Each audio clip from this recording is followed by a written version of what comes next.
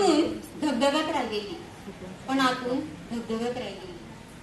माझ्या हाताला ठेवली घडी, माझ्या हाताला ठेवली घडी, माझ्या पावलांना घातल्या बेड्या, म्हणजेच आपण पैंजण विंजण घालतो. माझ्या पावलांना घातल्या बेड्या, माझ्या स्वप्नांना केली कैद, पण माझ्या विचारांना, माझ्या शब्दांना कोणीच कैद करू शकले नाही. माझ्या शब्दांना कोणीच कैद करू शकले नाही. आज मी लेखणी घेऊन उभी आहे.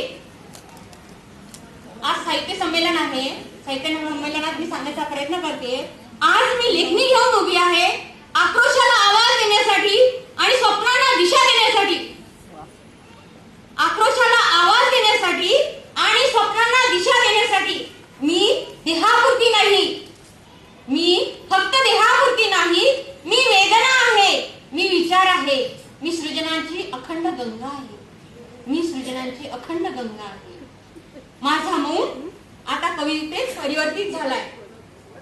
माझा मौन आता कवितेत परिवर्तित झालाय. माझ्या जखमा आता शब्दातून बोलू